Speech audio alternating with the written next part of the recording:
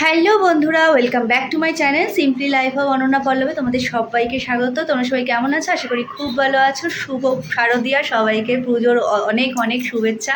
মাকে বারবার ডাকছি, জানোই তো বৃষ্টি হচ্ছে কেমন মাঝে মাঝেই, যেন বৃষ্টিটা না হয়, সবাই একটু আনন্দে ঠাকুর দেখতে পারে। প্রত্যেক বছরের মতন আমরা এবছরও আজকে চতুর্থীর রাত্রির বেলা, এখন বাজে 9:45, এখন বেরোবো ঠাকুর দেখতে, মানে আরেকটু পরে বেরোবো। হ্যাঁ দাঁড়াও, তো একটু পরে বেরোবো ঠাকুর দেখতে। তো আজকেরটা তোমাদের শেয়ার করব, সেইভাবে ভিডিও শেয়ার করা হয় না, তার কারণ হচ্ছে বাড়ির সবাই মোটামুটি অসুস্থ ছিল, তারপর মায়ের ডাক্তার ছিল, এসব করে করে কদিন কেটেছে। আবার রেগুলার ব্লগ আসছে তোমাদের জন্য। আজকের ব্লগটা দেখতে থাকো, দেখো কোথায় কোথায় যাই, কী কী দেখাই। আগে তো টুকটাক একটু দেখিয়েই দিলাম কীরকম পুজো, কোথায় কী হচ্ছে, তো দেখতে থাকো।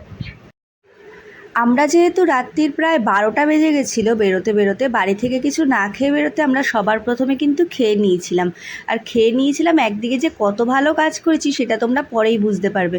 তো যাই হোক, একটা পাঁচফোড়ন বলে একটা রেস্টুরেন্ট আছে বিটি রোডের ওপর, এটার মনে হয় শ্যামনগরেও একটা ব্রাঞ্চ আছে, মানে শ্যামনগরেরটার পরেই হয়তো এটা করা। যাই হোক, ওখানে গেছিলাম, খুব সুন্দর অ্যাম্বিয়েন্স, খাবারগুলোও ভীষণ ভালো। তেমন কিছু না, আমরা চিকেন বিরিয়ানি আর একটা নুডলস নিয়েছিলাম, ভেজ হাক্কা এগ চাও নিয়েছিল পুকুর বাবা। তো ওটা খেয়ে আমরা চলে গেলাম প্রথম বাগবাজারের ঠাকুর দেখতে। বাগবাজারেরটা দেখি আমার ভীষণ ভালো লাগে, কারণ বাগবাজারে যারা জানো তারা তো জানোই মায়ের মুখটা অসাধারণ থাকে। তো সবার প্রথম আমরা চলে গেছিলাম বাগবাজারের প্যান্ডেলে, ভীষণ সুন্দর লাগছিল। লোকে লোক, চতুর্থীর রাত্রির এটা একদম বোঝা যাচ্ছিল না, যেন মনে হচ্ছে ষষ্ঠী সপ্তমীর সন্ধ্যাবেলা চলে এসেছি। কিন্তু এটা কিন্তু তখন অনেক রাত প্রায় তখন 1টা, কারণ আমরা 12টায় বেরিয়েছি, তারপর খাওয়া দাওয়া করতে করতে ওখানেই তো 1টা বেজে গেছিলো। তারপর দেখি যে মানে এরকম এত লোক, এদিকে যখন রাস্তা দিয়ে আসছি প্রথম বাড়ির সামনে দিয়ে, তখন মনে হচ্ছে পুরো ফাঁকা, রাস্তায় কি লোকজন নেই, সব লোকজন যেন মনে হয় প্যান্ডেলে প্যান্ডেলে রয়েছে। তো যাই হোক, দেখতেই পাচ্ছ এটা হচ্ছে বাগবাজারের প্যান্ডেল, মায়ের প্যান্ডেল এটা। তো এখানে প্রথম ঢুকে গেছি, যেহেতু আমরা চতুর্থী দিন গেছিলাম সেই কারণে তখন তো ঠাকুরের অস্ত্রদান এগুলো কিছু হয় না, কারণ এগুলো ষষ্ঠীতে সব হবে পুজো শুরু। আর যেহেতু এখন সবাই মহালয়া থেকে ঠাকুর দেখছে, আমরা অবশ্য দেখিনি, আমরা আজই প্রথম এসেছি।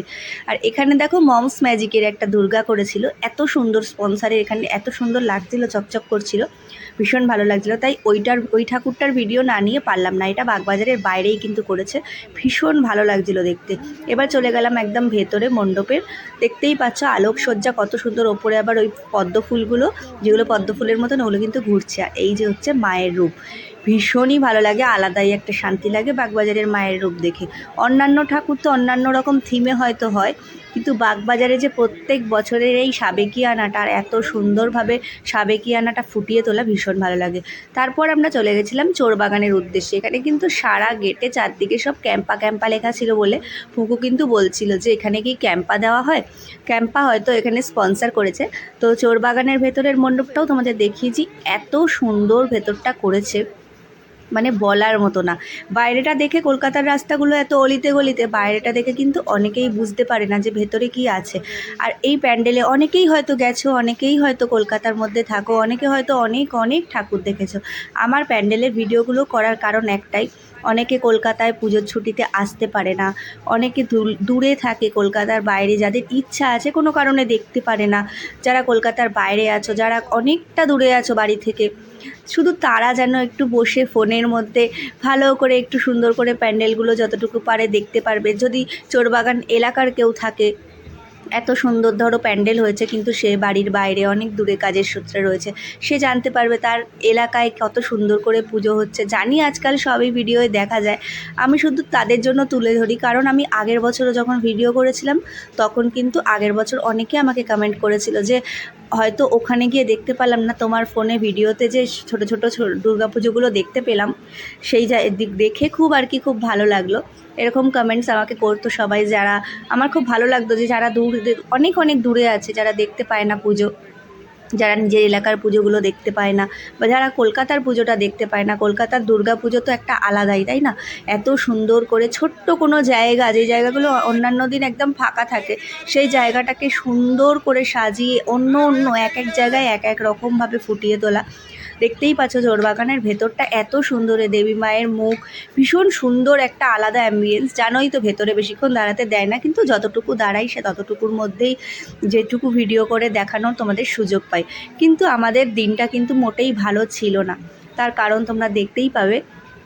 আমরা চোরবাগান অবধি প্যান্ডেলে গেছি, তারপর কিন্তু চতুর্থীর দিন রাত্রে আমরা আর কোথাও প্যান্ডেলে যেতে পারিনি। তার কারণ হলো কলকাতায় চতুর্থীর দিন কিন্তু প্রচুর বৃষ্টি নেমে গেছিলো হঠাৎ করে। মানে কি বলবো, হয়তো আমার বাড়ির সামনের এলাকায় বৃষ্টি হয়নি, কিন্তু এখানের অবস্থা খুব খারাপ ছিল। কারণ আমরা প্রচুর ভিজে যাচ্ছিলাম, একটানা কন্টিনিউ বৃষ্টি হচ্ছিল, আবার থামছে, আবার 1 মিনিটের মধ্যে আবার জোরে নামছে। বৃষ্টি মোটামুটি স্টার্ট হয়ে গেছে, সবে প্যান্ডেল থেকে আমরা বেরিয়েছি। ছেলের আমার মনটা খুব খারাপ হয়ে গেছে। বললাম ঠিক আছে, কিছু করার নেই, আজকের দিনটা এরকম যদি হয়, বাড়ি ফিরে যেতে হয়, অবশ্যই কালকে তোমাকে নিয়ে আমি ঘুরে আসবো। তো এই বৃষ্টিতে বলো না কী করে বাচ্চাদের নিয়ে কোথায় গিয়ে ঘুরবো? রেনকোটই বলো আর ছাতাই বলো, সম্ভব এভাবে ঠাকুর দেখা?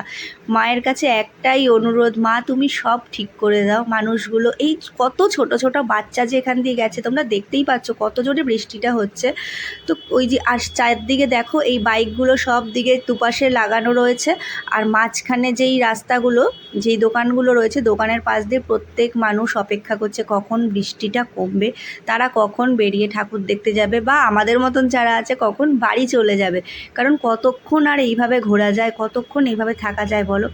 মানে এত মনটা খারাপ হয়ে গেছে। রাত্রির 2:30-এর মধ্যে আমাদের কমপ্লিট করে দিতে হলো, কিছু করার নেই, কারণ আমাদের বাড়ি ফিরে যেতে হবে। বাচ্চা সদ্য সবাই জ্বর থেকে উঠেছে, এই সময় তো আর সম্ভব না। কত ছোট ছোট বাচ্চা কোলে করে যাচ্ছে, কান্নাকাটি করছে, দেখতেই পাচ্ছ। আকাশের হচ্ছে এই অবস্থা, তোমাদের তো দেখিয়েই দিলাম কি পরিমাণ বৃষ্টি হচ্ছে। আমরা এরকম ভেবে আসিনি, যদি এরকম সকাল দিয়ে দেখতাম আমরা বেরোতামই না। এই যে আমরা এখন দাঁড়িয়ে আছি একটা রাস্তা, আমরা কোন জায়গায় দাঁড়িয়ে আছি এখন? টালা ব্রিজের কাছে এসে দাঁড়িয়েছি জল খেতে। প্রচণ্ড গাড়ির আওয়াজ হচ্ছে, একটু ফাঁকা পেয়েছি তাই দাঁড়িয়ে তোমাদের সাথে কথা বলছি। ঠাকুরকে ডাকি বাকি দিনগুলো এভাবে মানুষের না মাটি হোক। দেখতেই পেলে ছোট ছোট বাচ্চা বড় সবাই একটা আশায় দুর্গাপুজো বেরোয়। মানে এই বছরটা এরকম দুর্গাপুজো, আজকে চতুর্থীর রাত্রি, কাল সকাল হলেই পঞ্চমী, মহাপঞ্চমী, কিন্তু জানি না কী হবে। শুধু ঠাকুরের মা দুর্গার কাছে শুধু চাইবো যেন এভাবে বৃষ্টি না হোক, মানুষের পুজোটা নষ্ট না হোক। আমাদের তো এইটুকু ঠাকুর দেখে, এই যে বাড়ি ফেরার দিকে আমরা এখন ফিরছি, খুব মন খারাপ হয়ে গেছে। সেরকম একটা আমরা কিছু দেখতে পেলাম না এবছর, জানি না, মানে সবে চতুর্থী অবশ্য, জানি না, ভাগ্যে থাকলে দেখা যাবে। তো চলো। শারদ প্রাতে আমার রাত পোহালো, বাঁশি বাঁশি তোমায় দিয়ে যাব কাহার হাতে, আমার রাত পোহালো। শারদ প্রাতে আমার রাত পোহালো, তোমার বুকে বাজল ধ্বনি,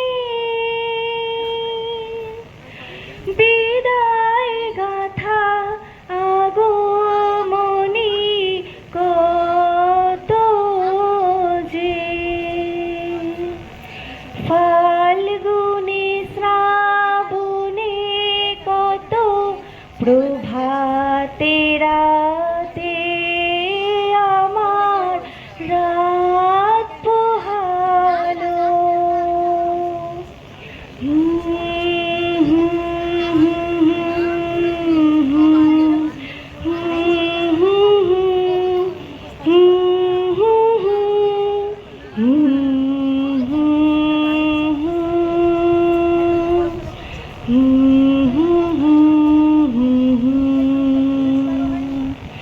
যে কথা রয় প্রাণের ভিতর অগোচরে, গানে গানে নিয়েছিলে চুরি করে অগোচরে, সময় যে তার হলো গত,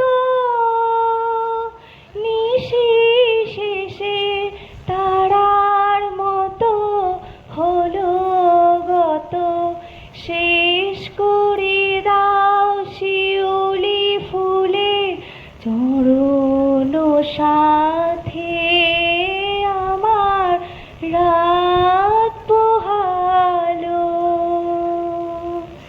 শারদ প্রাতে আমার রাত পোহালো। তো বন্ধুরা, আমি তোমাদের হেরে গলায় খালি গলায় একটু গানও শুনিয়ে দিলাম। আমাদের পাড়ার উদ্বোধন ছিল, তো ভাবলাম ওখানে একটা আমাকে সবাই বলেছিল একটু গান করে দিতে, তো এখন তো হারমোনিয়াম এখানে আনা সম্ভব না, তো সেই কারণে আমি খালি গলায় একটু গান করে দিলাম। তারপর পুকুকে নিয়ে বেরিয়ে গেছিলাম পাড়ার আশেপাশে কয়েকটা জায়গায় প্যান্ডেল দেখতে। খুব সুন্দর, আমাদের বাড়ির কাছাকাছি কয়েকটা করেছিল। এটা ছিল বুদ্ধ যাপন করেছিল এখানে আমাদের বাড়ির সামনেই বন্ধুমহল ক্লাবে, যেখানে আমি ব্লাড ডোনেশন করেছিলাম, ওই দিকটায় করেছিল। তো যাই হোক, ভীষণই সুন্দর। আর আরেক জায়গায় করেছিল, আমার ক্লাবটার নাম মনে পড়ছে না, ওটা একদম উত্তরপাড়া স্টেশনের কাছে। এটা হচ্ছে জাগো উমা, এটা মায়েদের জন্য, ঘরের মেয়েদের জন্য, প্রত্যেকটা বিয়ের মধ্যেই যে দুর্গা সেটাই ওখানে ফুটিয়ে তোলার চেষ্টা করেছে। এখানে এখনও কাজ মোটামুটি চলছে, এগুলো তো লোকাল পুজো। তো পুকুকে নিয়ে বেরিয়ে গেছিলাম আমরা। তো আর আমাদের এখানে একদম মাঠের মাঝখানে একটা সিএ মাঠে পুজো হয়, সেটাও একটুখানি দেখে গিয়ে আমি, পুকু আর পুকুর বাবা একটুখানি রাত্রিরে ঘুরে আসলাম। তো যেহেতু আগের দিন সেভাবে কিছু দেখাতে পারিনি, তো পরের দিন আমার নিজের এলাকার ঠাকুরগুলোই তোমাদের একটু দেখিয়ে দিলাম। কেমন লাগলো অতি অবশ্যই জানিও কিন্তু। আর এটা করেছিল একদম মাঠের মাঝখানে। কয়েকদিন বৃষ্টিতে তো খুব মন খারাপ হয়েছিল, পুকুর স্কুলের পাশেই যে এত জল চারদিকে, জলের মাঝখানে প্যান্ডেলটা করছে কত কষ্ট করে, সবাই আসতে পারবে তো, কিন্তু ওরা খুব সুন্দর ব্যবস্থা করেছিল, সত্যিই ভীষণ সুন্দর, দেখার মতন ছিল। দেখতেই পাচ্ছ এখানের মা দুর্গাকেও না অনেকটা বাগবাজারের মায়ের মতন দেখতে, তাই না? তো যাই হোক, আমরা এখানে দেখার পর বাইরে একটা মেলা বসে, ওখানে ব্যাস পুকু সব চড়া শুরু করে দিল। তারপর এভাবেই সারাটা দিন কাটিয়ে দিলাম। ভীষণ সুন্দর চতুর্থী থেকে পঞ্চমীটা কাটলো, মাঝে শুধু একটু বৃষ্টিতে মন খারাপ। তোমাদের ভিডিওটা কেমন লাগলো জানিও। আর আজকের ভিডিওটা আমি এখানেই শেষ করছি। সবাই পাশে থেকো, ভালো থেকো। আরও অনেক অনেক ভিডিও নিয়ে আসবো তোমাদের জন্য। আমি জানি আমার এখন খুব দেরি হচ্ছে ভিডিও দিতে, তো আশা করছি খুব শিগগিরই অনেক অনেক ভিডিও আনবো। আর যদি তোমরা দেখো, কমেন্ট করো, আমারও তো ভালো লাগে, তাই না? সত্যি সবাই খুব ভালো পুজো কাটিও, খুব সুন্দর করে পুজো কাটিও, খুব আনন্দ করো। আর সবাই সুস্থ থেকো, ভালো থেকো। আজকের মতন সবাইকে টাটা।